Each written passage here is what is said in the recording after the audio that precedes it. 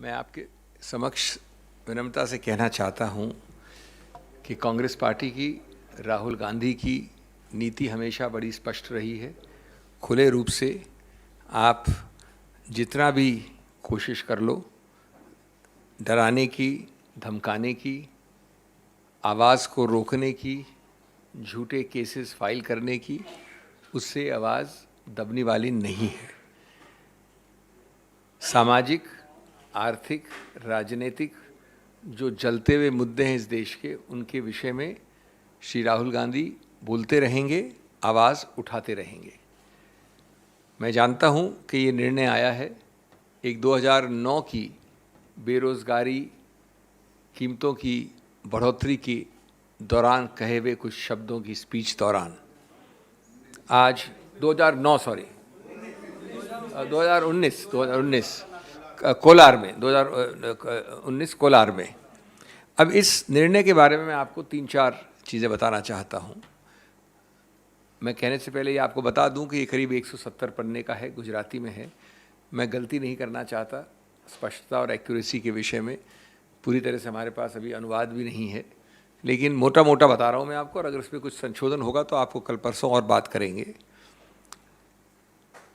Number 1, मानहानि के विषय में एक सिद्धांत कानून का मूल सिद्धांत है, और वो ये है कि आपको किसी स्पष्ट व्यक्ति या स्पष्ट चीज़ के विषय में मानहानि करनी चाहिए, आरोपित रूप से कम से कम।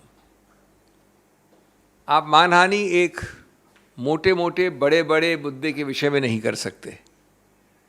एक ऐसे विषय के बारे में जिसमें स्पष्टता नहीं है, एक व्यक्ति विशेष के विरुद्ध आक्षेप नहीं है,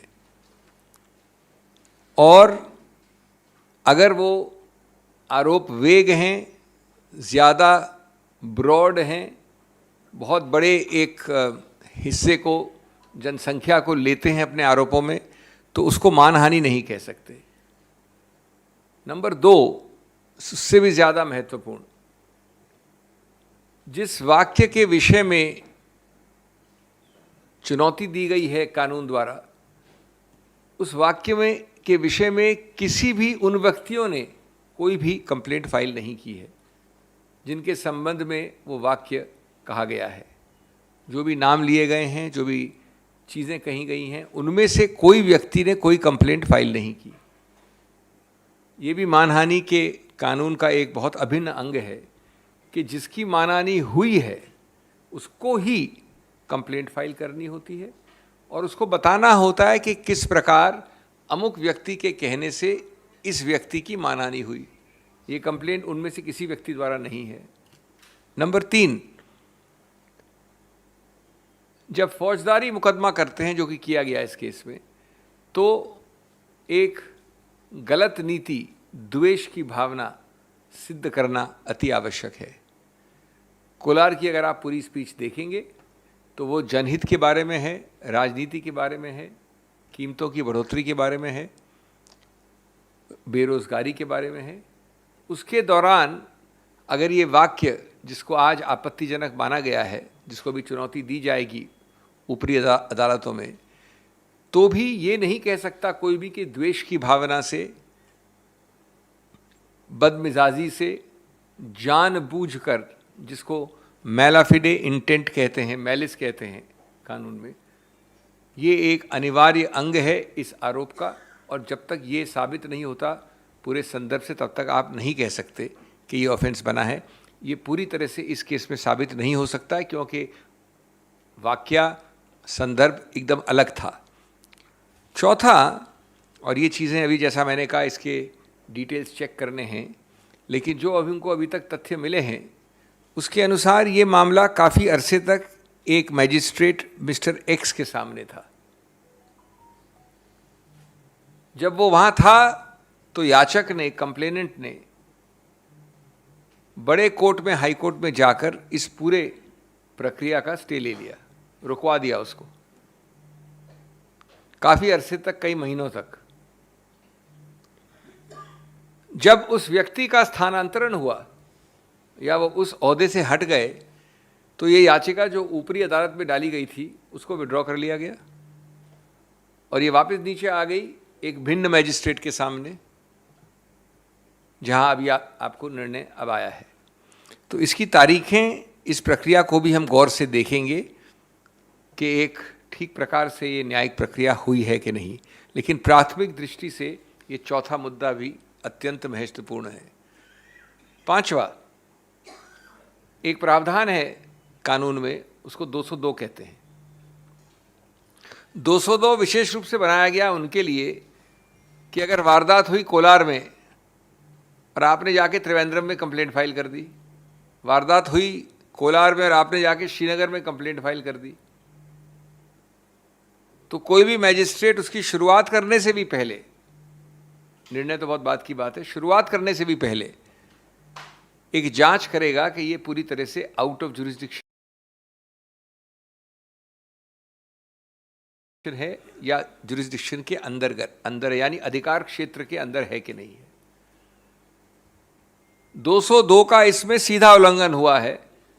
सूरत के मैजिस्ट्रेट ने जिस आसानी से इस मामले में आगे बढ़ोतरी की है और फिर निर्णय दिया है कोलार वाले वक्तव्य के विषय में, वो अत्यंत आपत्तिजनक है कानूनी रूप से और क्वेश्चनेबल है, जो कि और हम इसका विश्लेषण करेंगे।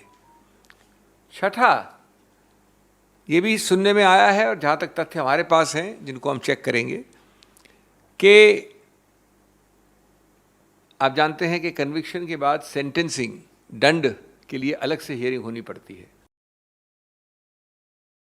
वो अलग से हियरिंग ज़रूर हुई, लेकिन 15-20 मिनट की हियरिंग के बाद जो सबसे ज़्यादा सेंटेंस हो सकता है वो दिया गया 2 वर्ष का। वो प्रक्रिया भी किस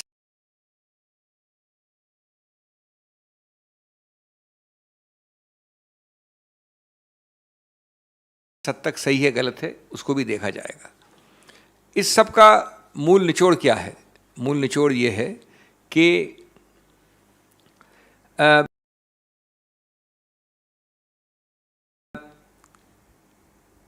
जानबूझकर